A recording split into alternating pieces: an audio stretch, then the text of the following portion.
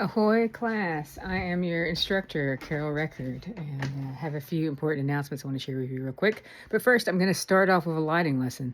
So I'm in my office in Ohio. It's a mess, don't judge me. I just have the overhead light on. I turn it off. You can see that my phone camera, I'm currently on an iPhone, is adjusting. Now I have a couple of lights up here that I use for video work. See what a difference that makes in the light? Yeah, scroll back to the beginning of the video if you need to see. And this is just one light. So now I'm going to turn the other light on. And I can't record and adjust the lights at the same time, but these, I forgot. This one's not plugged in, so another time. But these, I have like a set of 3 GVM RGB lights, which means that they can be programmed to be different colors or to do different things. And I love them because lighting is everything. Video, photography. Photography literally means drawing with light. So it's all about the light. So one of the biggest things that I hope that you take away in this course is learning to become more aware and conscious of the light around you. This is my cat, Chloe. Say hi, Chloe. Chloe, say hi to my class. Yeah. But to become more conscious of the light around you. So there is a textbook, the Better Photo Guide to Photography. All of the important details are on the syllabus.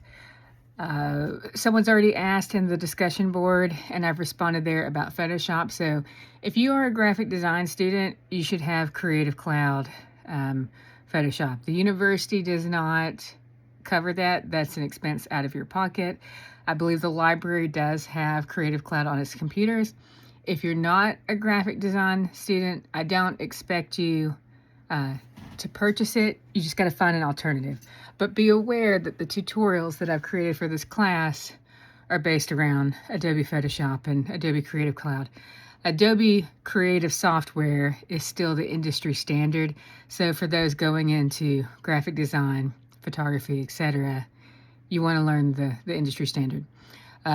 For those of you who do not currently have it or can't afford it, now I do think that there's a 1-month student trial, and there is a student cost, but I think there's a 1-month trial. And if you wanted to try Photoshop, I'd recommend waiting until the end of week 2 to take advantage of it, because it'll be a couple of weeks before we really dive into editing. But in the meantime, you can use Affinity by Canva. It's a free Photoshop alternative. You can use other Photoshop alternatives, but that's the one that I'd recommend. That's I think the closest to being as robust as Photoshop. Even though I don't have much experience with it, I've only tinkered with it a little bit. So if you go that route, you'll probably need to look up your own tutorials if it's not obvious, but the software is all pretty similar. So real quick, jumping into a few important announcements. One, this is a summer course, but it's the same amount of coursework as a normal course, which means that we've got to pick up the pace. I'm trying something new this summer, and I have adjusted the due dates of everything to be Monday, Wednesday, Friday, and Sunday. Generally, I require my students to leave their peer responses to all discussion assignments and the visual critique, which is in the discussion board, within 2 days of the initial post. But this summer, just to kind of streamline things, to keep it easy to remember, I'm just requiring that all peer feedback be turned in by the end of Sunday. Also, there are due dates, Monday, Wednesday, Friday, Sunday. But I will try this for the first couple of weeks and see if it works. But I'm generally pretty lenient with late work, as long as you communicate with me up front. But because this is such a fast-paced course, I've decided to try. I have the due dates when things are supposed to be turned in, and per UIU attendance policies, you are supposed to log in and interact at least 4 times a week. But I will not count off for something being late unless it's turned in after Sunday. So as long as everything is turned in by Sunday, including your peer feedback, I won't count it off late. So just basically think of each week as a unit, and you've got your goals for Monday, Wednesday, Friday, and Sunday so that, it's more manageable. But as long as it's turned in by Sunday of each week, then I won't count off for things being late. Now, if you have an emergency or something come up, contact me ahead of time, like I said, and I'll grant you extension. Aside from that, okay, that's software. You can use your phone, you can use your camera. The lessons are designed to accommodate each. If you are using a phone, the suggested apps, I think it's Halide for the iPhone and ProCam X for the Android. You can use any app that you want. I think those two do cost a small fee, like $10 or less. As long as it gives you control over exposure. And so you'll be reading about exposure this week in your textbook.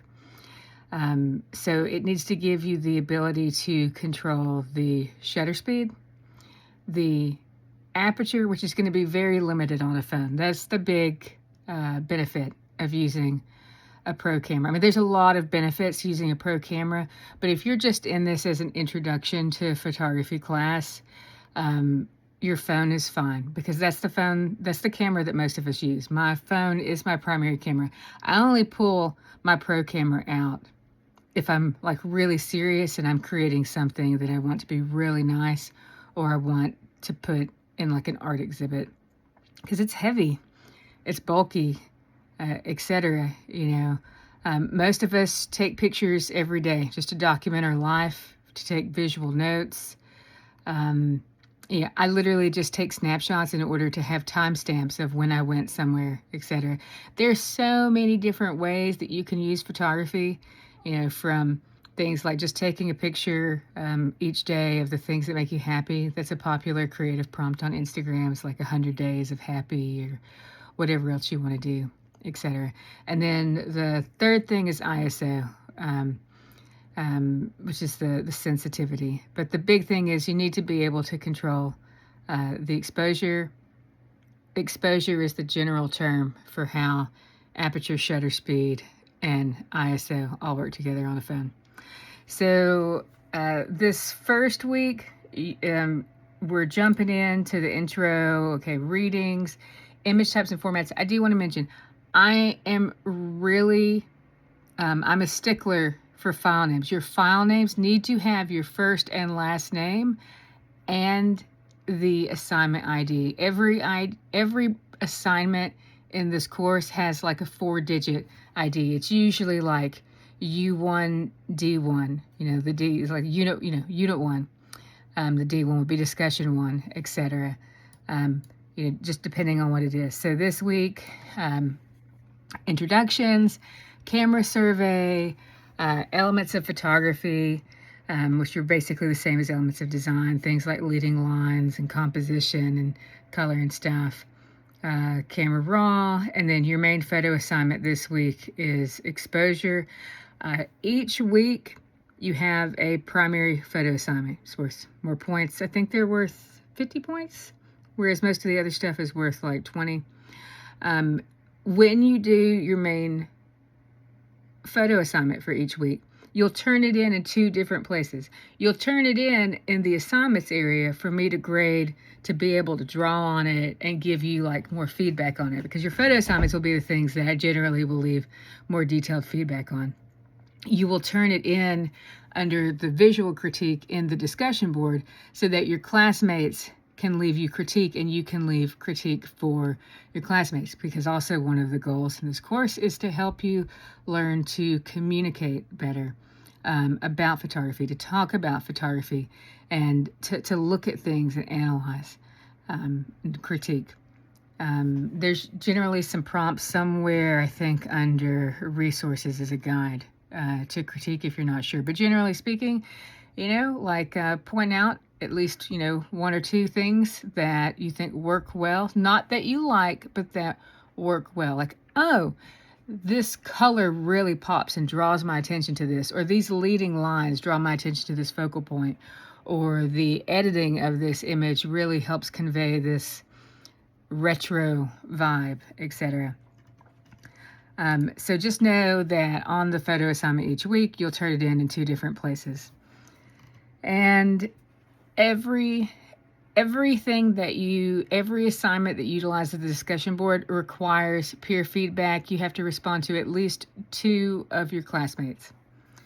And then last but not least, each unit, there are multiple units, and each unit is set to become visible on the Wednesday before. So on Wednesday of this week, Unit 2, Exploring Light, will become visible. Now, some of the assignments won't let you post to them until Monday. That's to help make sure that you meet your attendance goals, etc. Generally speaking, as far as grading goes, if you've got everything in by Sunday, I try to grade things by Wednesday or Thursday, at the latest by the end of the following week. But if everybody gets everything on Sunday, then I try to grade it within a few days. Now, I just had a death in the family. I'm about to have to drive from Ohio to Southern Florida, 16 hours over the next couple of days. I won't have my computer handy, but I'll have my phone. I'll be able to check email and look at stuff. So if you have any questions about anything, email me and let me know. Post in the discussion board. I will post major announcements through the announcements tab, and I'll post minor announcements in the discussion area. We have a course updates and Q&A, which is where I'll post the mini updates. And then I'll also like each week, I'll post 1 or 2 kind of just like social questions in the class forum, just to help encourage like a little bit of communication. This is an online class. I don't know how many of you are online only students, but one of the things that's really important if you are going into the creative field is to make friends with other creatives and stuff. So I'd like to encourage you to do that, and feel free to use the class forum as you see fit, or if you have any requests on things that you'd like me to set up or anything like that, let me know. So anyway, welcome to the class. I'm looking forward to getting to know each of you. I'll be going through your introductions, hopefully during the car ride, if I don't have to do all the driving. And you'll be hearing from me again by the end of the week, more than likely, if not sooner, as soon as I get settled and all that kind of stuff. So let's get to it.